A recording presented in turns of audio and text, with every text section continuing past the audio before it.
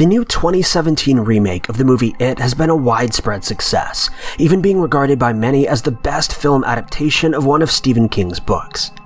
Stephen King is known for having an incredibly dedicated fan base, and because of this, there have been countless fan theories regarding both his books and his movies, with one of the most popular topics being Pennywise or the overall story of It. I should probably mention that it's extremely important that you've either seen or read It for many of these theories to make sense. But here are 5 truly mind-blowing theories about It.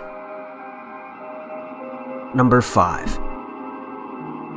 This first theory is relatively short, and it comes from a user named Ben the Wicked, who says, "For those familiar with the novel, we learn that 27 years ago or so, some sort of massacre begins a year-long killing spree, which usually ends with some sort of major disaster.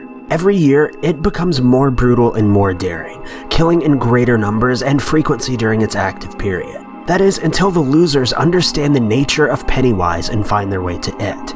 In 1958, they're able to stop but not kill It, so this is the first year in recorded history that the cycle does not end with a cataclysmic event.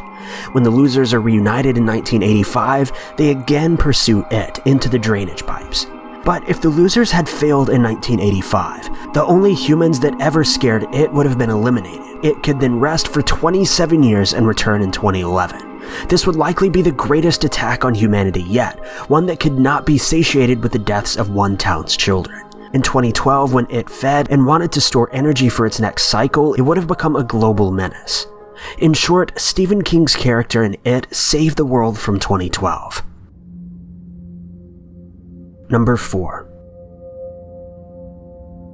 This next theory was posted by a user named Jack of Spades 7, and he says, in both the film and the book versions of the story, Pennywise is pretty scary, for both the characters and the reader.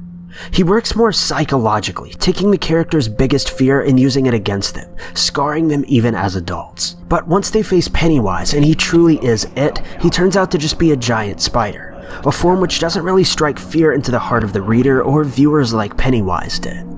So why the sudden change of pace? Because as the children begin to grow up, they learn to face things such as the thing they fear most.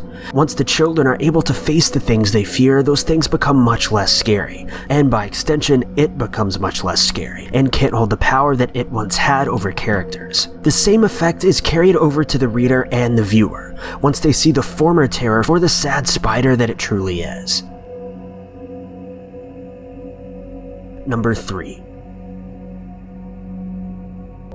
This next theory comes from a user named That's No Taco, who says, "Sorry if this is an old one, but I'm just getting into It. I realized that the story is part of a larger King universe, where It is a real entity. Obviously, only the children see It and his forms. For years, the town has had more disappearances and tragedies than most, and that would have traumatized kids in the town for decades. In the photos from the book that Ben reads, you see Pennywise in the Dancing Clowns trailer. It stands to reason that Pennywise would have taken a role in helping children laugh through the pain back in the 60s, and for that reason the parents still have clown dolls in their homes. For the kids in '88, seeing the dolls and pictures of Pennywise subconsciously ingrained the character in a few of the children's minds. However, because they were never explained its purpose, it was more of a dark character than one of healing. The important part is that every kid initially blamed the disappearances on the biggest or most familiar fear. The kids had to be separated to be attacked because while they were together, they kept each other in check. No one else ever saw the kids' fear. Only Eddie saw the leper, Richie saw multiple clowns, and Stanley saw the weird-faced lady. It wasn't until the majority or leaders of the losers saw the clown that the others began to realize that it was really all the clown's doing. Again, the entire story takes place from these kids' perspective, so the children dying at the hand of the clown was just the loser's take on the situation. Even the main bully, Henry, was just a psychopath, but it was easier for the kids to justify him going over the edge by blaming the clown for influencing him. Number 2. This theory comes from a user named BrownSnake84, who believes that It may actually not be a fictional story. He says King received a call from Mike Hanlon in 1984 and returned to Maine where the events in the book unfold. He sought out assistance from the federal authorities to investigate Derry in late 1984, but met with several failed attempts, and by mid-1985 began to collect his memories with the help of Ben Handsome to create a permanent work to reference. with his recollections now fading due to the shapeshifter's mental effects on adults, he attempted to write the document. By early 1986, the effects of Pennywise on King and Handsome were nearly complete, and the document became another Stephen King horror novel, with some storytelling to provide narration. In reality, he was born in Portland, Maine, and moved away when he was young with his mother and older brother, after abandonment by his father and witnessing a fatal train accident of a close friend.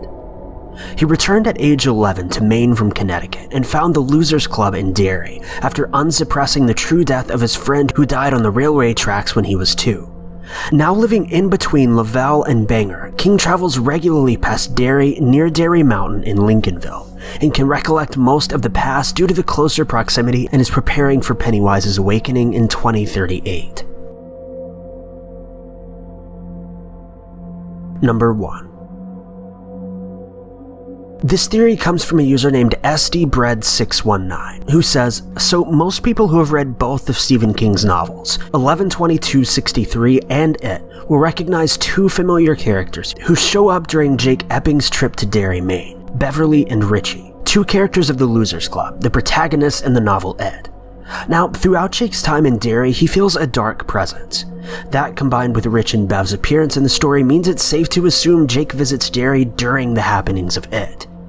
Now, in the novel It, Beverly's father is possessed or at least influenced by the antagonist of the story, an otherworldly incarnation of fear itself, known as Pennywise, and begins to become very abusive with Beverly. Thankfully, she ends up getting away. So back to 11/22/63. Jake Epping is in Derry to stop the double murder-suicide of one of his students' immediate family committed by his father, which ultimately ends up leaving the student mentally stunted. It's my theory that Pennywise is to blame for this tragedy, as well as by taking control of the student's father the same way it did to Beverly's. So Pennywise the Clown features a prominent role in 11/22/63, or at the very least directly affects a major plot point.